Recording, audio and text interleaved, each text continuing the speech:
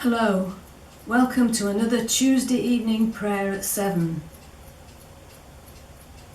Life at the moment for all of us is moving a little bit slowly. It's a bit like reading a book. Each week passes like another chapter, and we're all eagerly waiting for the ending to come. On our walk on Saturday afternoon, we came across a pond on Robinswood Hill where there were dragonflies and damselflies flying above the water, a beautiful sight. We could easily see the red and the common blue damselflies because they were settled on the greenery at the water's edge. But we could not see what sort of dragonflies they were because they were moving too fast in the warm sunshine and never settled. There was a moorhen and its chicks, very cute.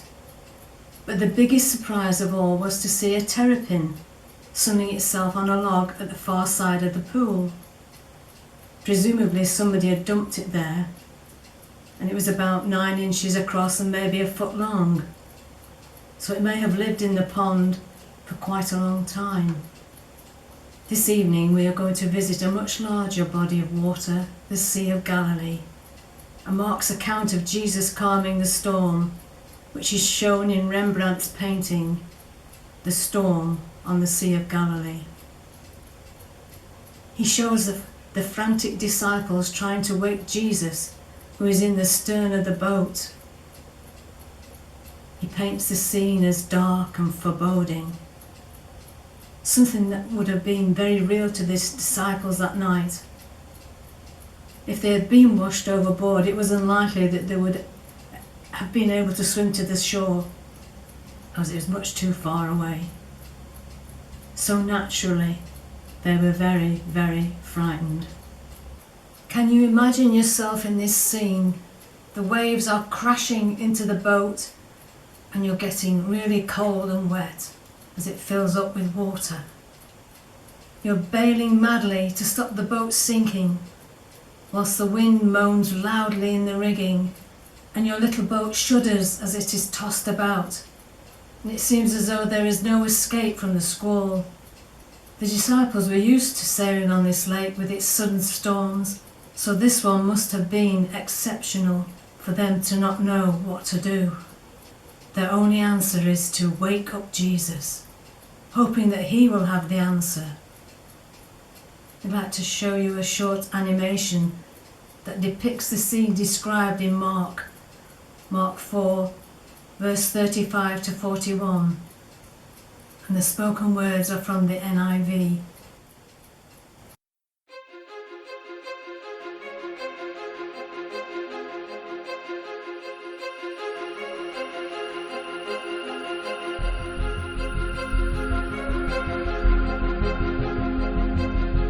That day when evening came, he said to his disciples, "Let us go over to the other side." Leaving the crowd behind, they took him along just as he was, in the boat. There were also other boats with him.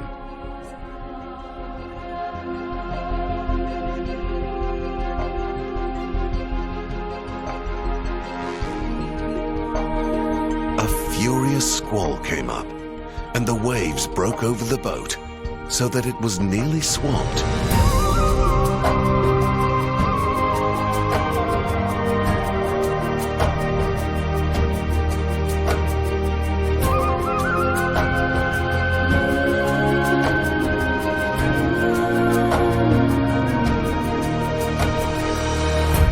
Jesus was in the stern, sleeping on a cushion. The disciples woke him and said to him, "Teacher, don't you care if we drown?"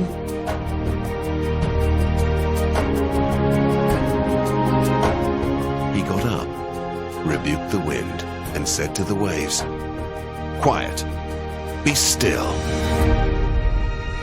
Then the wind died down, and it was completely calm. He said to his disciples, "Why are you so afraid? Do you still have no faith?" They were terrified and asked each other, "Who is this? Even the wind and the waves obey him."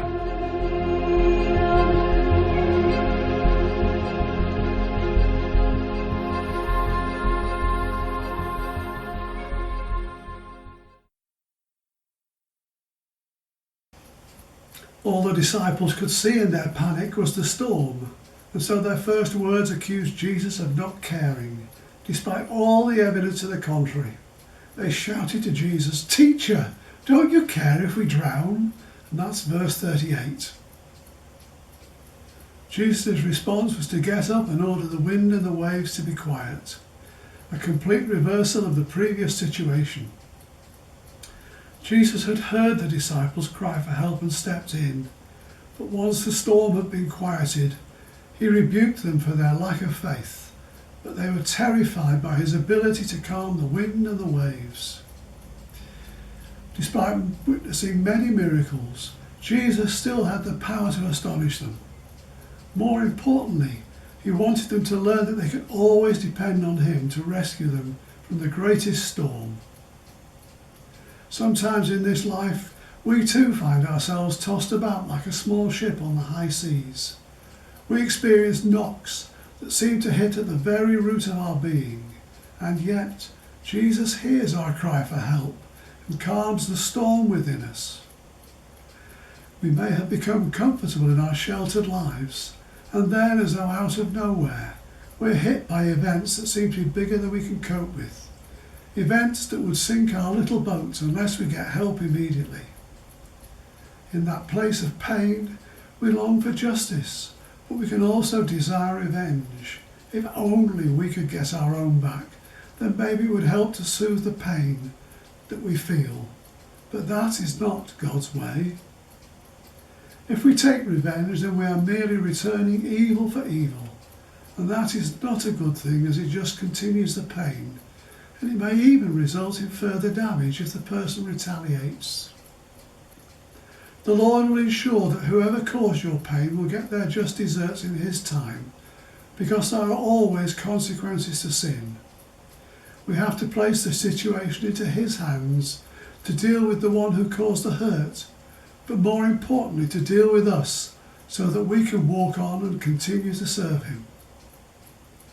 If Jesus does not answer our prayers, it can seem as though he is asleep, and we can think like his disciples when they said, "Teacher, don't you care if we drown?" But perhaps he is just encouraging us to have a little more faith by waiting us wait. We do not need a great faith in God, simply faith in the great God. God answers all our prayers, but the answer is not always yes. Sometimes the answer is no, or wait a little while. Whatever the answer, it will always come at the time that suits best God's plans, the plans that he has for our lives and for those for whom we pray. And when we pray, it's all about communication, God talking to us and us talking to him. We would like to finish with a blessing that is a prayer for each of us. As it originated in Ireland, we contacted our friend Hugo, who has lived in County Wicklow all his life, and asked him to read it to you.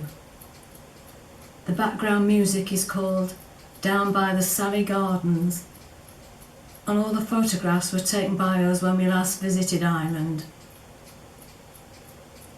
And the prayer concludes with a few photographs of Glendalough, a Christian settlement that was founded in the 6th century by St. Kevin. It has a complete high tower and several chapels, and our photos give you a very brief glimpse, if you haven't been to that place, of its most beautiful setting. An Irish prayer. My prayer is not that your life may be without clouds, nor life a bed of roses, nor that you might never feel regret, nor that you should never suffer pain. No, this is not my prayer for you. My prayer for you is that you might be brave in times of trial, when others lay crosses upon your shoulders, when mountains must be climbed and chasms crossed, when hope scarce shines through, when every gift God gave you might grow along with you, and let you give the gift of joy to all who care for you, that you might always have a friend who is worthy of that name, whom you can trust, and helps you in times of sadness, who will defy the storms of life by your side. One more prayer for you, that in every hour of joy and pain you may be close to God. This is my prayer for you and those who are close to you. This is my prayer for you, now and forever. Amen.